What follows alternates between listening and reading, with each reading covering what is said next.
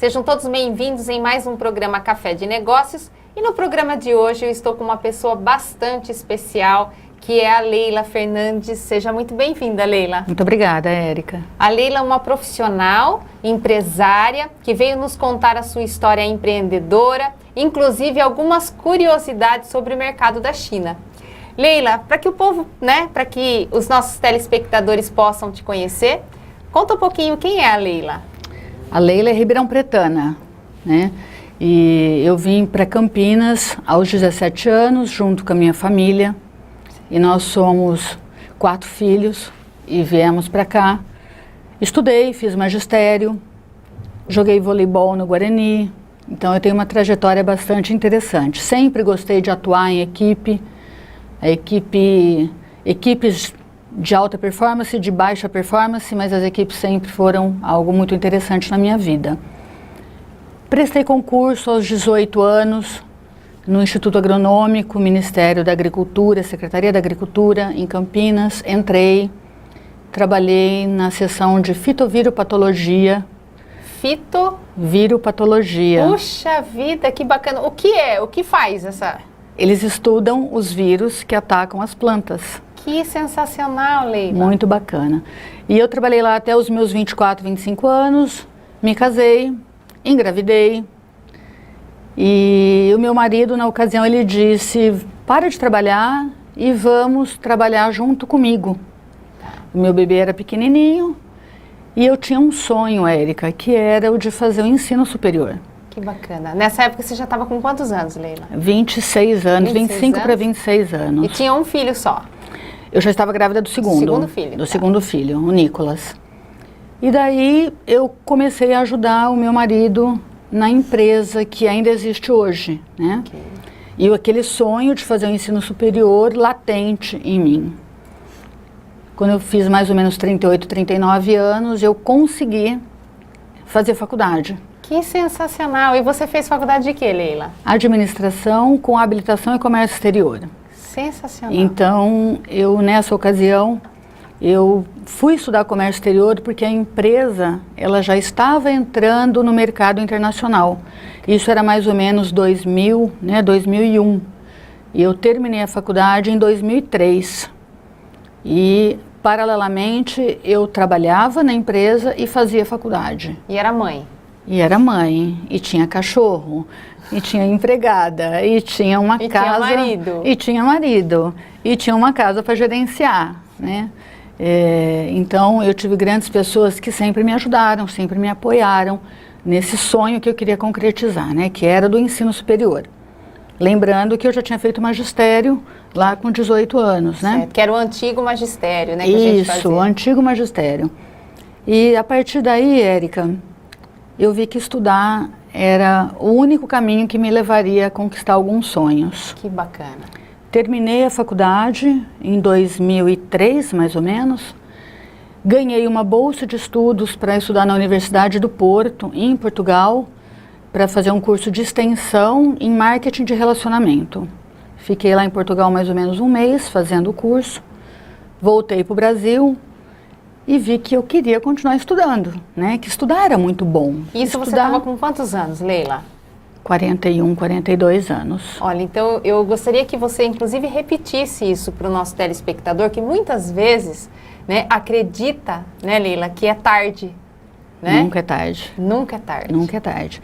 Nessa ocasião, Érica, quando eu entrei na faculdade, prestei vestibular, eu tinha exatos 39 anos. Um curso de 4 anos, um curso superior de 4 anos, e eu terminei em 2003, né? Entrei em 2000, terminei em 2003. E os meus filhos, nessa altura do campeonato, já tinham aí 12, 13 anos, e eles me acompanhavam, inclusive, enquanto eu fazia as lições, eles estavam junto comigo, então eu sempre acreditei muito que quando os filhos olham os pais tendo algumas atitudes, eles acabam, e atitudes boas, eles acabam levando isso para a vida. E eles sentavam junto comigo, fazendo a lição deles, né? E aos 41 anos eu consegui terminar a faculdade. Então nunca é tarde. né? Nunca é tarde. E eu voltei então de Portugal, com um curso de extensão concluído em marketing de relacionamento, trabalhando na empresa, e eu pensava, que chato que é ficar em casa à noite assistindo televisão, eu quero fazer mais. E aí eu engatei uma pós-graduação em controladoria, a segunda e quarta-feira, segundas e quartas, continuei estudando. E eu falava, nossa, mas que chato ficar aqui terça e quinta. E aí, junto, eu entrei uma outra pós-graduação de controladoria de gestão e gestão de pessoas. Okay.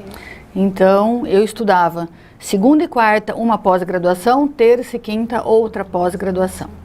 E nisso eu consegui concluir os MBAs e as pós-graduações em 1 ano e meio, duas. Okay.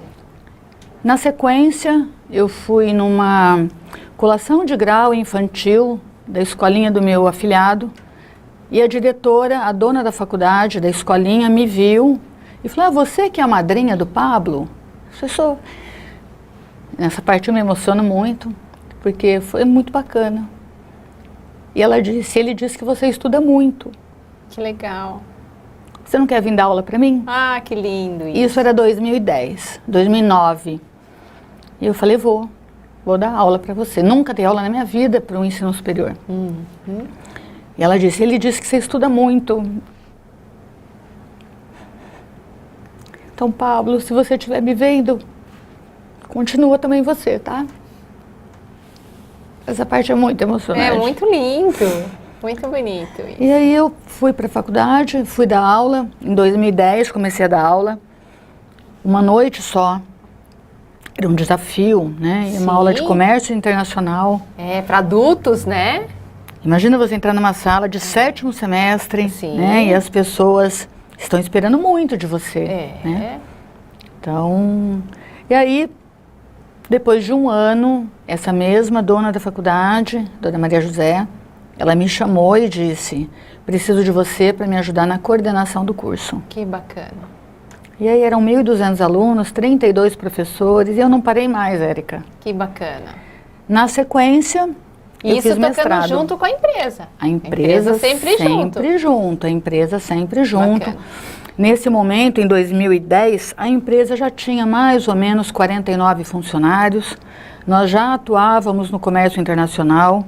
Okay. E eu era responsável, junto com meu marido, pelo departamento de comércio exterior. A composição de custo do produto, como é que o produto tinha que ser embalado, qual era a qualidade desse produto lá fora, okay. Né? E as pessoas que trabalhavam conosco ali também sempre junto, sempre atentas àquilo que a gente trazia de novidade, principalmente eu que estava também no mercado acadêmico, né? E a gente conversa com muita gente. Quando foi 2015, 2016, eu continuava querendo estudar. E aí eu fui para o mestrado. Okay. Né? Então hoje eu sou mestre em educação. Parabéns. Obrigada. É uma tarefa dura. Muito. Né? E a gente já está e a empresa continua. Okay.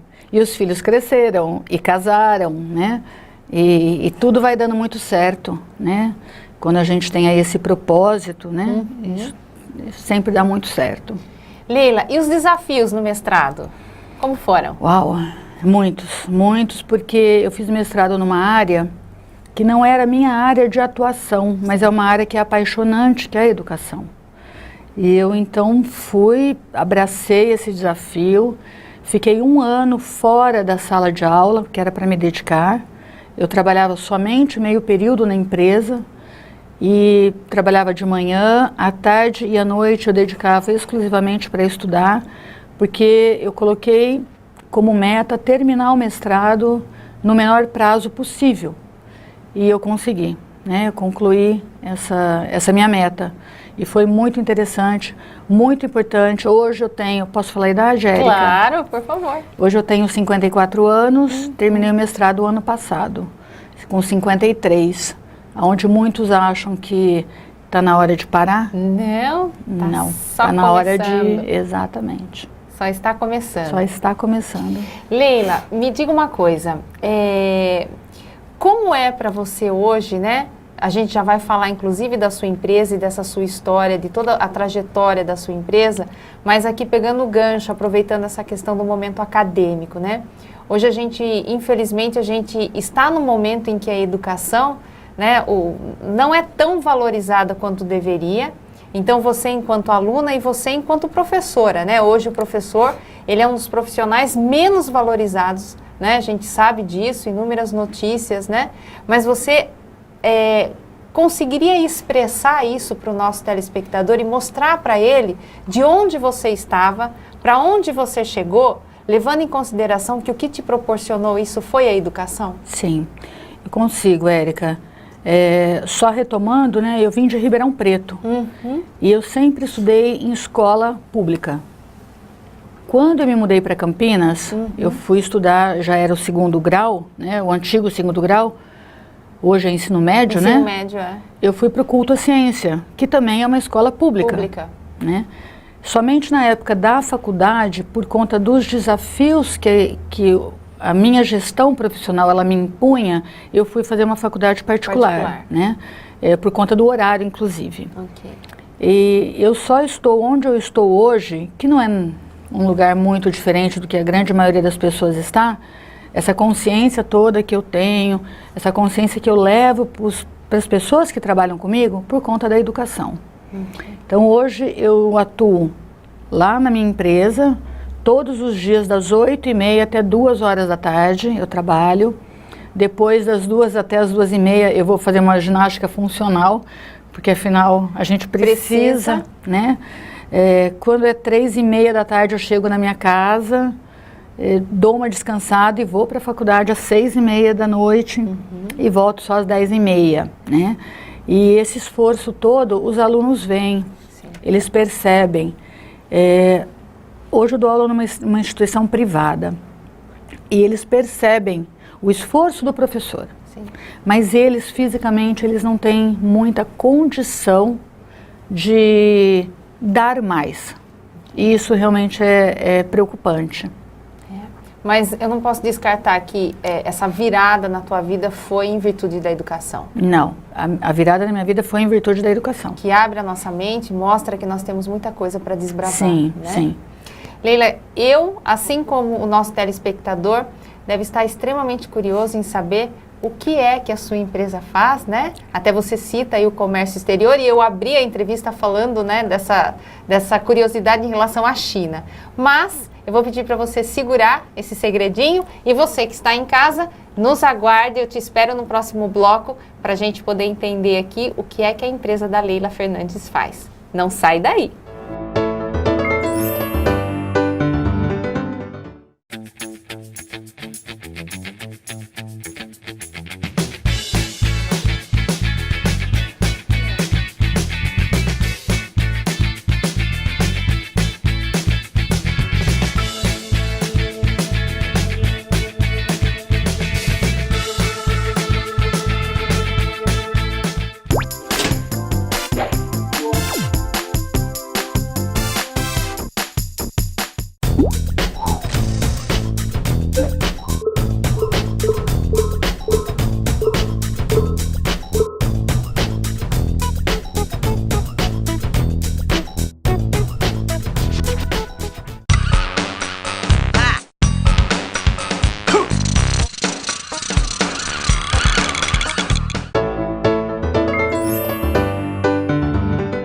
Sejam bem-vindos no segundo bloco do programa Café de Negócios. Eu estou aqui entrevistando a empresária Leila Fernandes, que veio nos contar a sua história empreendedora. Mas antes eu quero aproveitar para agradecer o Salão de Cabeleireiros da Cláudia Costa e a Isa, a minha grande maquiadora. Meninas, muito obrigada porque vocês são responsáveis aí por deixar a gente mais bonita sempre.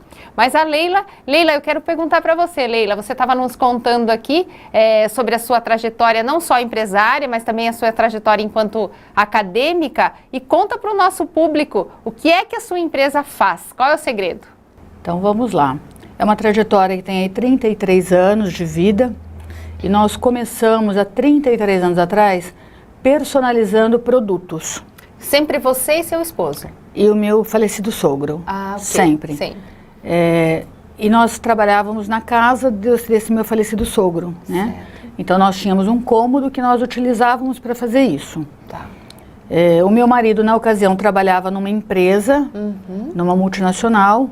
Eu, nessa época, eu saí do serviço público e fiquei integralmente ajudando a empresa a ir para frente, né? Ok. Então nós começamos personalizando os produtos. Só que tem uma coisa curiosa. O meu marido trabalhava o dia inteiro e na empresa multinacional. E eu e meu sogro trabalhávamos o dia inteiro naquele cômodo, preparando os brindes, né, as personalizações. E quando meu marido chegava da empresa, ele vinha cheio de pedidos, porque os amigos dele também estavam abrindo negócios. Que bacana. Então, nós ajudávamos esses amigos a poder desenvolver e a promover a empresa deles. Só que eu e meu sogro estávamos acabados, porque a gente tinha trabalhado o dia inteiro. E nós lá pegávamos energia não sei de onde. Fazia o terceiro turno. Fazíamos o terceiro turno e lá íamos nós para entregar o produto que tinha sido vendido naquele mesmo dia, né? Então, nossa trajetória começou assim. No decorrer do tempo, eu sou administradora, Érica, e eu tenho uma capacidade muito grande de planejamento. Que bacana. Eu acho que isso é importantíssimo quando você está no mercado, que você está como dona, como proprietária, né? Então eu via que aquela situação ela ia se modificar, de nós estarmos naquele cômodo pequenininho. Então eu comecei a planejar uma coisa muito interessante. Eu comecei a fazer pesquisa de preço naquela rua. Quanto custaria o aluguel?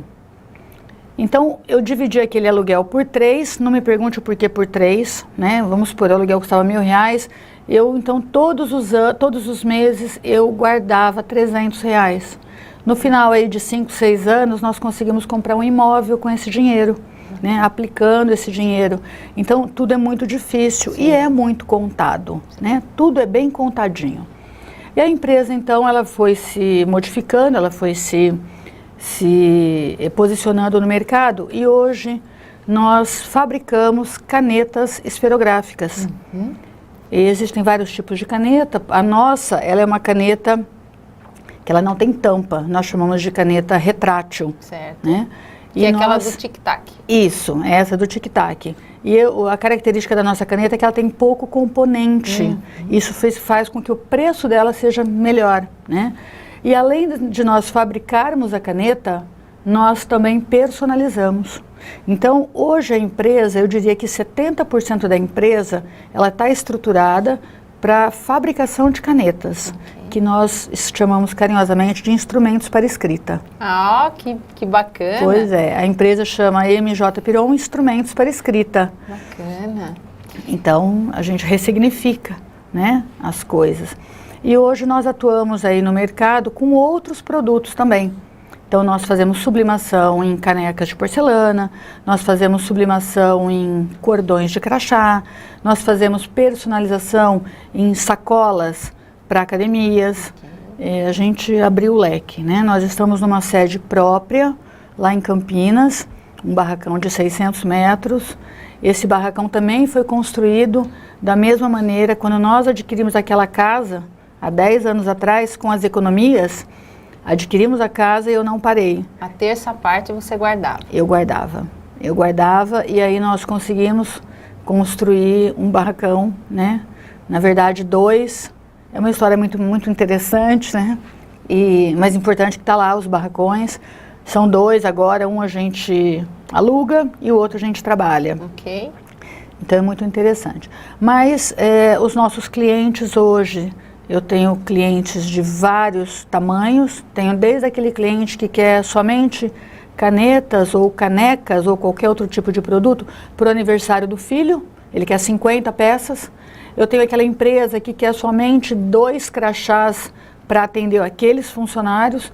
Tenho empresas que querem 150 mil canetas, né? Então eu atendo público de todos os tamanhos. Leila, durante a sua fala você citou alguma coisa a respeito do preço. E eu gostaria de aproveitar a oportunidade, né, de você que está aqui e que também vem da área do comércio exterior, O que você tem a dizer sobre o mercado da China? Ele te atrapalha em relação a preço? Como que é isso para você? Olha, com relação a preço, Érica, o mercado, a China, de maneira geral, ela atrapalha. E como é que nós atrapalha? Porque ela vem muito forte, né? Ela vem realmente para, eu não diria que é para detonar o mercado, mas eu diria que é para fazer com que o empresariado e a indústria, ela acorde, ela se mobilize, né? De certa forma é bom. Muito bom, eu gosto dessa competição, né? Se ela é desleal ou não, cabe às pessoas a entenderem isso. E como é que a gente consegue sobreviver? A qualidade do nosso produto é muito boa, né? Nós temos, só para você entender, grande parte do valor da caneta é a carga. Então a nossa carga é uma carga cheia, ela dura 2, 3 mil metros. E as outras não, elas duram 500 metros, 200 metros, né? Então, a qualidade do nosso produto faz com que a gente esteja aí há 33 anos no mercado.